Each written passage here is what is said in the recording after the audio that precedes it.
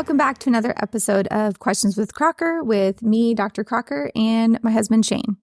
Hey. Hey. I'm here. It's the middle of the day. We're recording. It's not late at night again. So excited.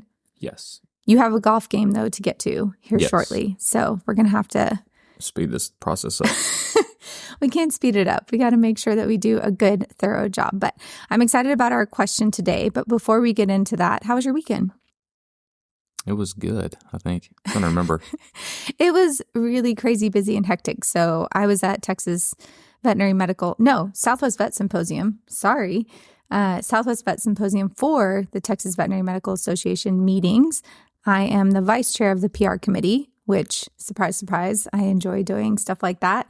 And it was in San Antonio. So I was there doing meetings and you were here with the kids. I was not in San Antonio eating good food. We only had one really good dinner. We actually, for everyone listening, we made a rule a long time ago. Shane used to travel all the time. And now the roles are reversed. But when you traveled, you were very sweet and wanted to keep me in the loop with what you had going on. And you actually would take pictures of these like really nice dinners that you went to. Really nice, like glass of wine sitting there, steak, and you would send it to me and I would literally be sitting there eating chicken nuggets and macaroni and cheese with the kids and I would be so irrational. The tides have now turned. They have turned. I would be so jealous and so angry. And I eventually said, like, just stop sending me pictures of your amazing food because that is not what I'm eating when I'm home with the kids. So those of you that travel, just realize you may think that you're being helpful, but it can be a little difficult to see the good stuff that's happening when you're not there. But the kids were great. Y'all had a good time. There was some sports this weekend. I actually flew back in town, saw you guys for just a minute for dinner, and then went in to work a night shift at the ER.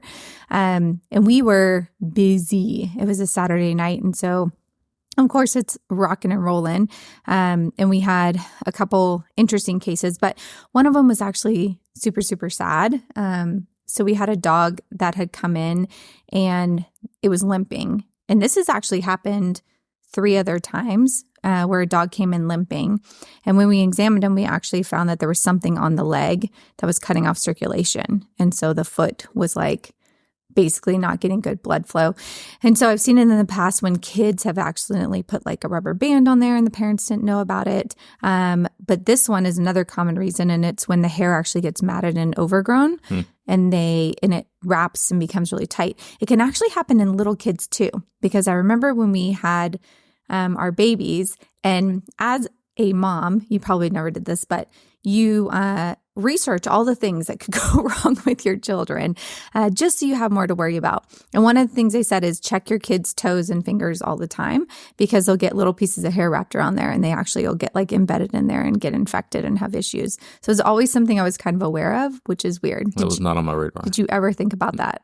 Did you ever really worry about much when they were itty bitty? Not a whole lot. No, that was definitely my job. And so we were able to, sedate the dog, remove the hair, clean it up, and are now trying to see if we can save the foot. But it's looking like the dog might need an amputation.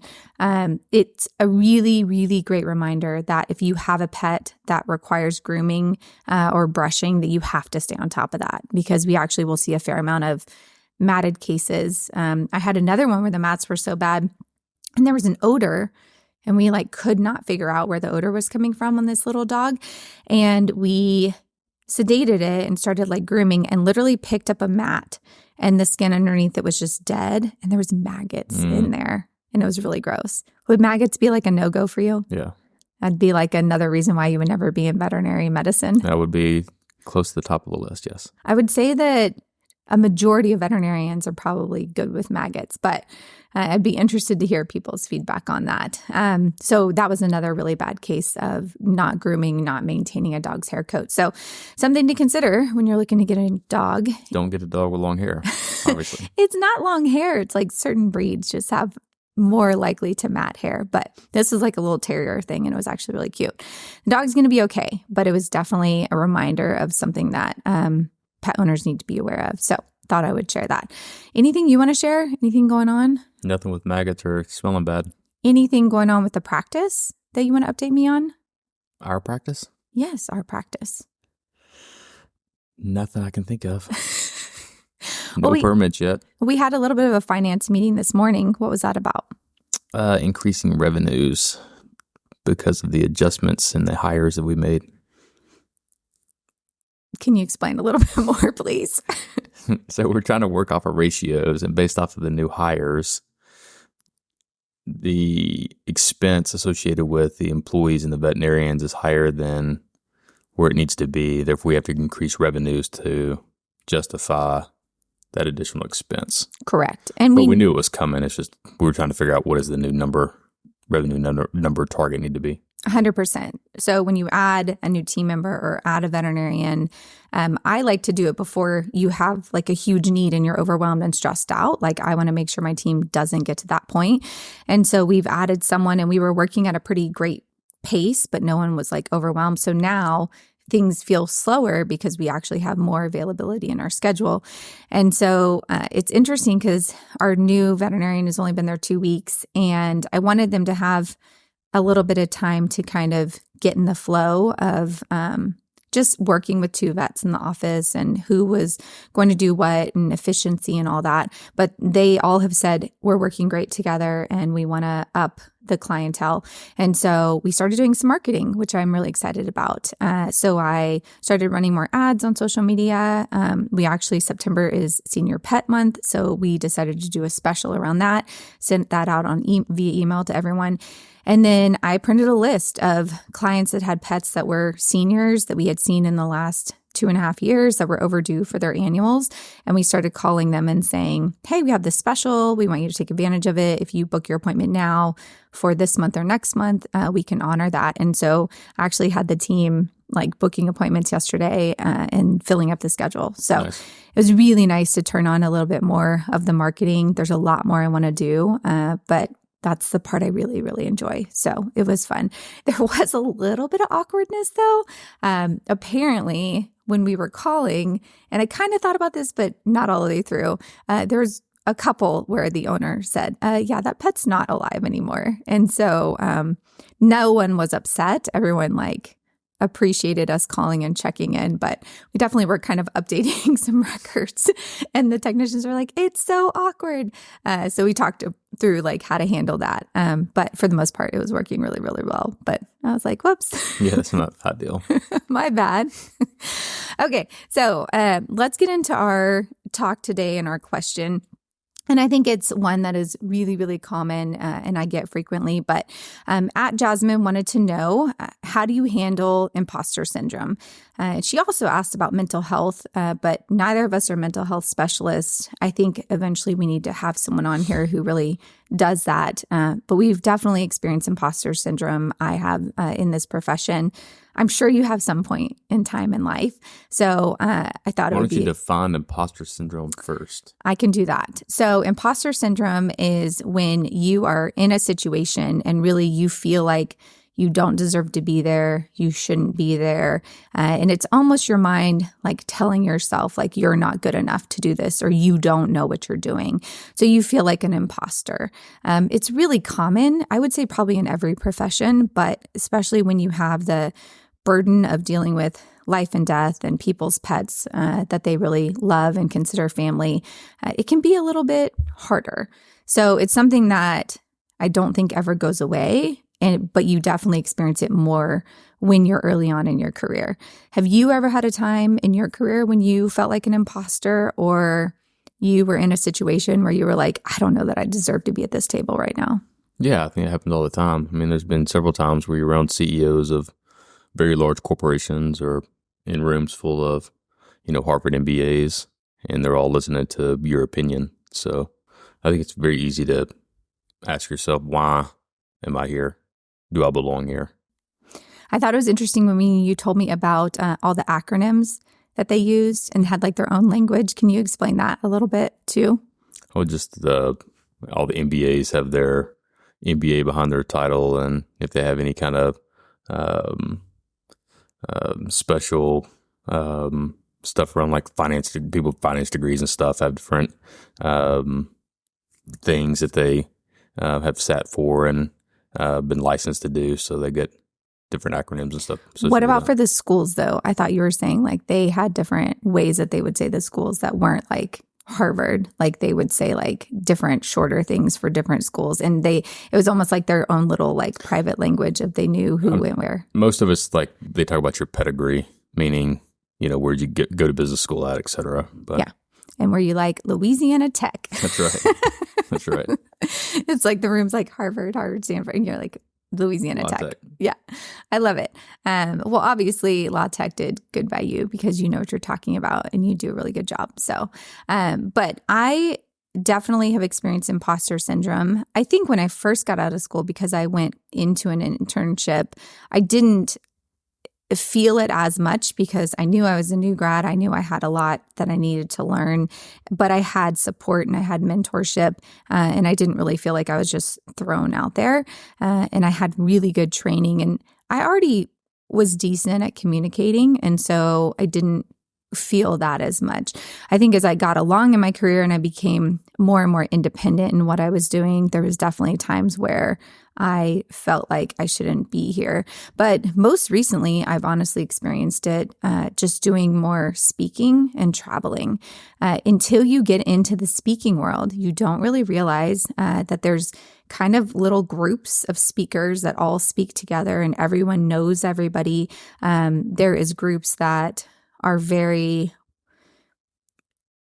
I wouldn't say that they're exclusive, but there are groups of people that you definitely feel like I can't really talk to that person. And then there are some that are so welcoming and so encouraging. And I've got some mentors now in the speaking world that have really helped me and set me up for success. But the first time I got up at a conference to talk, I remember I took a picture of the room and I sent it to you and I was like, people actually came to listen to me. And so it was a really great feeling, but I still kind of walk around sometimes. And even though now I've been speaking for a couple of years in the conference circuit, I feel very much like maybe I shouldn't be here with all these people that have all this knowledge and all this experience. But eventually those people are going to, be out of it. And I'm kind of in the middle of the road with my speaking career. And so hopefully I can continue to grow in it. And eventually I'll be in the position they're in. But I probably feel it most in that setting right now. A lot of new grads experience it when they're in a room with a client and a client asks a question that they're not sure how to answer. So I do think there's some tips and tricks that I can give them for that. I think that clients appreciate honesty. I think if you say, you know what, I'm not really sure about that. I want to make sure I give you accurate information. So I'm going to go consult with the other veterinarians I work with, or I'm going to let them look at this x-ray also, or let me call the specialist and let me make sure that I'm telling you, the up-to-date information on this. I think clients appreciate that. I would agree, but you have to be careful. Some people can say that for every question, right? So I think if you're dealing with imposter syndrome, sometimes maybe you may know the answer, but you're just not 100% confident in it. There may be times where you just have to say, this is the answer, even though you're not 100%, maybe you're 95%, right? Those that you're not sure about, then yes, great question. Let me do some research and come back to you. But don't get to a point where you're not answering a question at all because you're not 100% confident that that's the right answer, right? Do you think that the next generation is more scared to be wrong? I don't know if they're more scared to be wrong. I think they're, and again, I'm not an expert on generational differences, but I feel like a lot of the generation below us is almost very niched. So they have a lot of information, but maybe it's very niched down and not wide spanning, if that makes sense. Yeah. So if it's something that's not in their comfort zone, they're not as likely to speak to it. But if it's something that they feel like really comfortable talking about, then they're going to like come at it with everything they have. That's how I feel. And again, I'm not an expert in that. It's just my observation. I think because we are dealing with people who experienced COVID during vet school, they feel like they didn't get the full experience, which they didn't. They didn't get as much hands-on. And so there is more imposter syndrome when it comes to surgical skills, when it comes to talking to owners, because they had less interaction in person. They were, practicing surgery on models at home and doing less live things. They weren't able to be in clinics full time. A lot of them had 50% rotations where half of them were in clinics and half weren't. So they actually got kind of half the clinical time that some of us did. And so I think that contributed to them just overall skill set wise being less confident. I could see that. I mean, that would definitely lead to some questions internally, right? If you're not confident about something or you haven't done it enough to be confident. Yeah. That's problematic.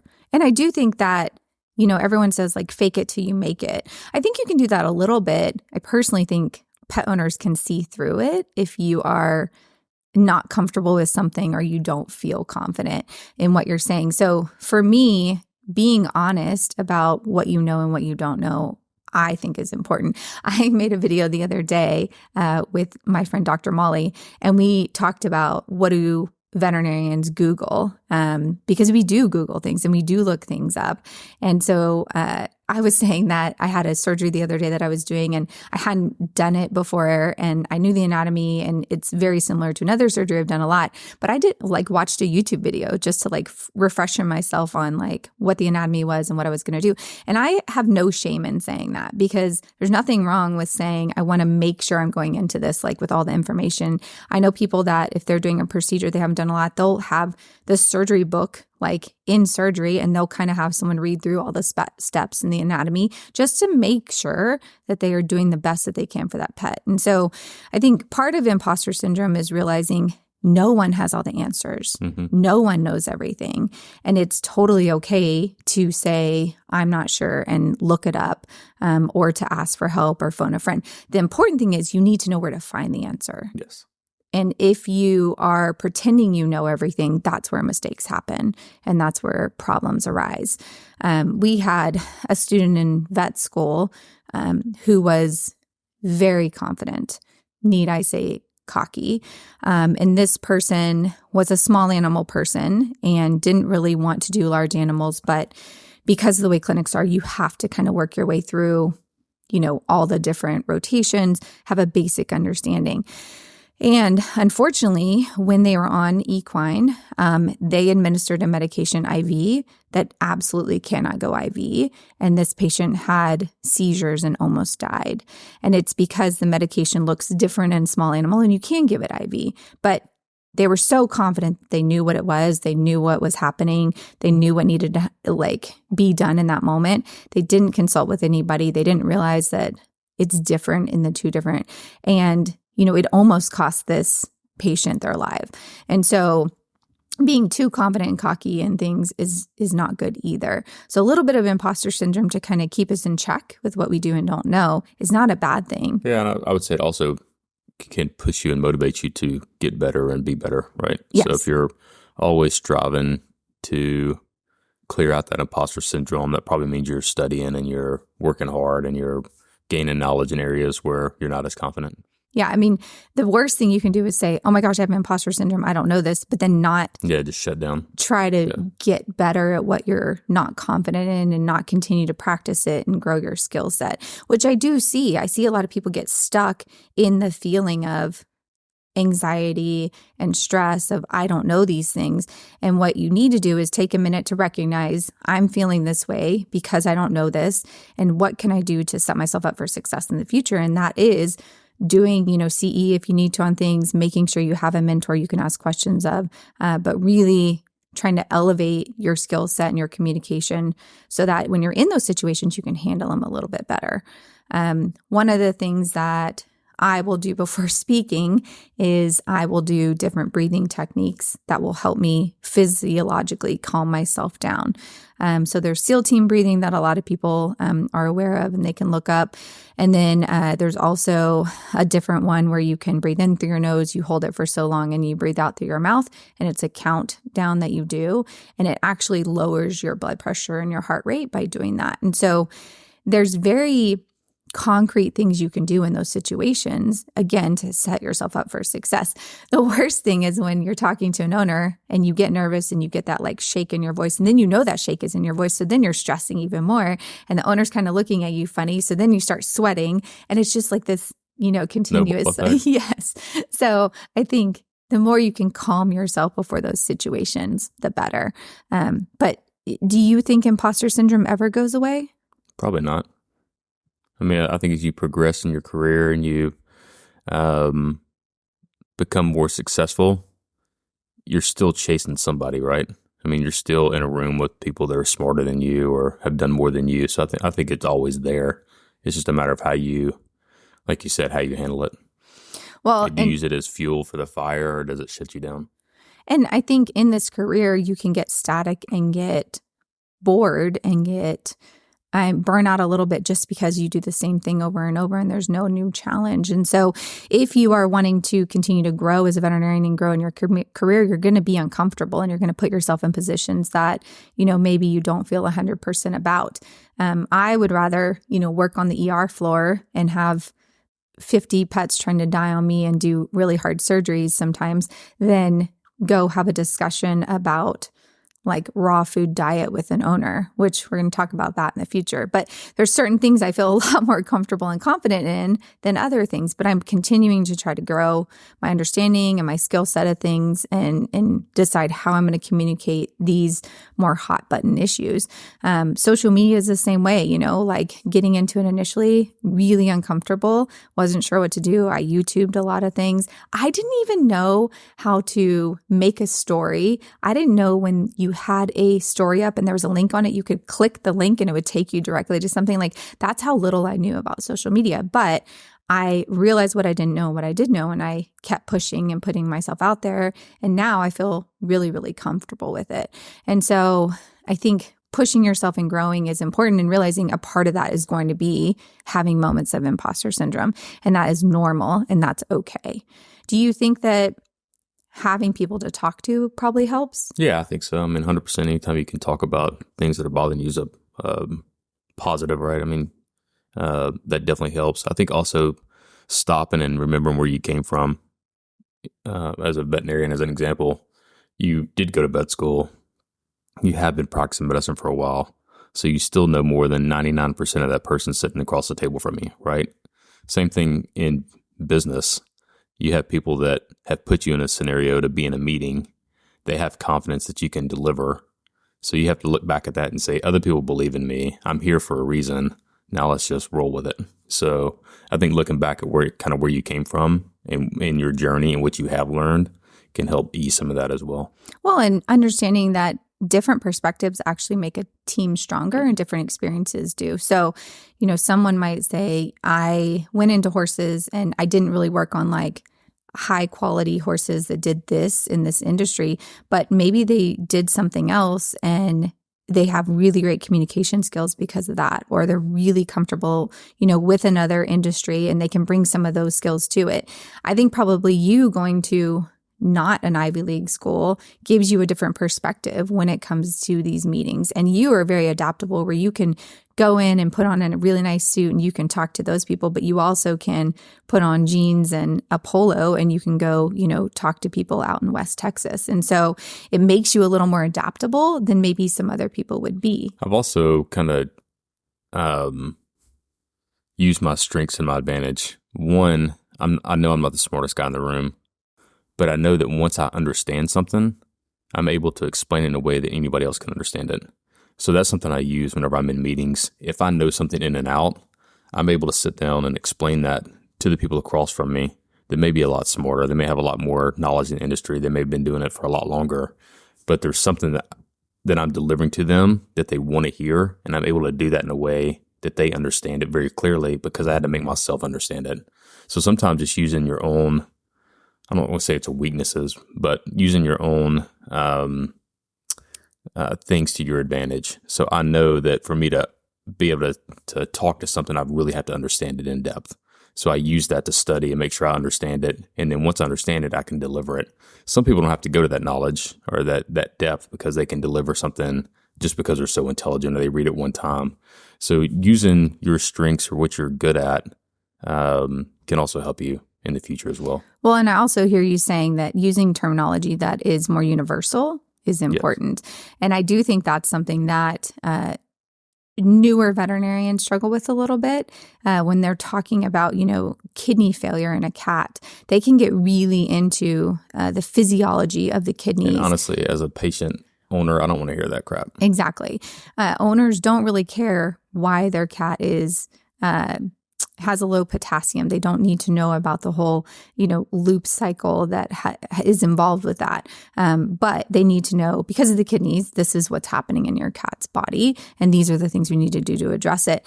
And I'll see them using terms that are difficult for owners to understand. And I really realized it when I was a technician because, a doctor would explain something and talk about something. And then, do you have questions? No. They would leave the room. And then that's when the questions would sometimes start. And they'd say like, why are we giving an anti-nausea? because that patient actually has imposter syndrome. Yes. They don't want to ask a question the because pet they owner. feel stupid. Yeah, 100%. Like they want the veterinarian to feel like they understand it, they get it, and they're going to do whatever. But then you leave and they say, why are we giving antibiotics again? And what do I need to do about this? And what if they don't eat? And it's information overload too. Sometimes I think when we have imposter syndrome, we feel like the more information we give them, the more we talk, then it's going to help them understand better. And really, it just overwhelms owners. And I think sticking to the really, really important hit home facts is more important. And really, I see it in the ER more than anything else. We had a pet come in hit by a car, and the dog had the back leg was completely shattered, bone sticking out. It was bleeding. And there's a lot of other injuries that can occur when they get hit by a car, especially in the hind end. They can rupture their bladder, their spleen can get hit and they can be bleeding. If their chest is hit, they can get a pneumothorax. There's a lot of other things that could happen. And hospitalization, even if you don't see some of those things initially, they can happen in the next 48 hours. So, I'm working with a newer veterinarian, and she is trying to figure out like all the things wrong with the dog and talk about it. And I had to just say like, stop for a second. The most important thing right now is the shattered leg, because we definitely can monitor and treat those other things if they occur. However, what is this owner going to do about the leg? Can they afford to go to a surgeon and have it pinned? Can they afford an amputation? Can this dog be three-legged? Does it have a reason or arthritis or something else going on? The leg is something they can see. The leg is something they understand. So going into all the other things that could happen in 48 hours doesn't really matter at this point in time. It's a lot easier to say your dog was hit by a car, has a shattered leg. It either needs to be amputated or surgically fixed. If we can stabilize them in the next couple hours, this is what that looks like financially, time-wise. Is that an option? If that's not an option, it doesn't matter. That they can't hospitalize for 48 hours. And so I think that was good feedback. And they said that they appreciated that because as a newer grad, they wanted to tell owners like everything and make sure they had all the information. And in an emergency setting, sometimes they need the information they need to make a decision, but they don't need all the information. And that was a good learning case for them. But I think they just felt a little bit overwhelmed with the situation. And when you're overwhelmed, a lot of people tend to just talk a lot. And I think that that is something with imposter syndrome you have to be cautious of. So let's recap a little bit. Number one, everybody has imposter syndrome and nobody has all the answers. Number two, you don't need all the answers, but you need to know where to find them. And it's okay to phone a friend and to be transparent about what you do and don't know. Number three, set yourself up for success with breathing exercises, with studying what you don't know and continuing to increase your skill set.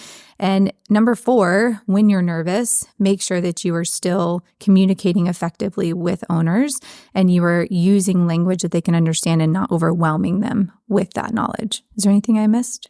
It's all good stuff. I try to be as concise as possible. I don't feel like I'm that concise in life. I think I have imposter syndrome with a, what is this called? Podcast? A podcast. When watching the Kelsey brothers. Oh, man, the Kelsey brothers are great. And, I never even was aware really of Travis Kelsey until, he started dating Taylor Swift. So I'm just joking. Ridiculous. I do know more about football than that, so that's good. I'm more of both of them. I have to say I'm more of a Jason Kelce fan, though, than a Travis Kelce fan. So I don't know what that says about me, but I have to say that. And you should not have imposter syndrome about the podcast. I actually just got a message the other day from one of our friends, and they said Shane's voice was made for podcasting. So I'll say he has a face for the radio. You attribute or you give a lot to this podcast, and I do appreciate you being here. So that's a wrap on today. Thank you guys so much for listening. If you want to listen to more of the episodes, you can follow us on Apple Podcasts or Spotify. You also can find us on YouTube if you want to watch us as we do these podcasts. And we're on all the social media channels. This only works if you send us questions. So continue to send us questions, share your stories with us. We love talking about it. We are not experts in any way, shape, or form, but we just like sharing our knowledge and our experiences. So thanks so much for being here and have a great day.